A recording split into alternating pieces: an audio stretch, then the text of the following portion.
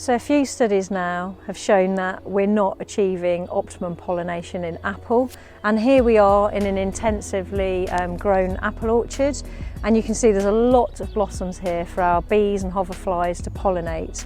We've also shown that the most important pollinators on apple are solitary bees, and so these are the insects that we really need to boost for this particular crop. So the question is, how are we going to turn these blossoms into good quality produce which will bring the grower profit?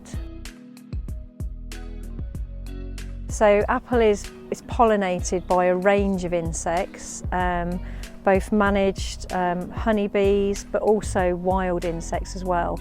And those wild insects are comprised of bumblebees, solitary bees and also hoverflies. And by far the most effective pollinators of apple blossoms are the solitary bees.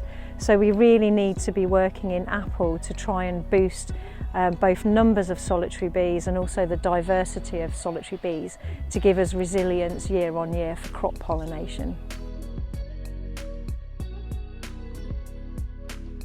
So what I'm about to explain now is how you'll be able to measure whether you've got optimum pollination in your orchard.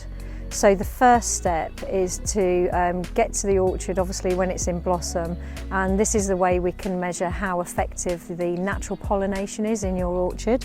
So I'm going to select 2 trusses of flowers. So the first truss I'm just going to label with some yellow tape, and this will be open pollinated. So we're just going to let the insects, the bees, the hoverflies get on with doing their ordinary job, and they'll visit and pollinate that particular truss there. On the second truss, what we're going to do is we're going to hand pollinate. So hand pollinate is replicating optimum pollination. So we're going to get it as good as we can possibly get it. So I'm going to label this truss with red tape. And just as a little tip, just make sure you have plenty of tape when you're doing this, because when the tree is in leaf, they can actually be quite difficult to relocate.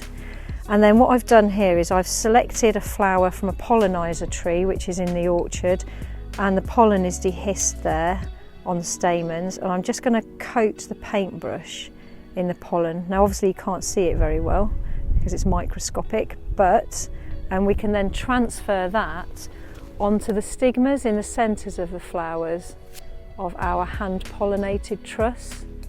And you need to be gentle so that you don't actually damage those stigmas.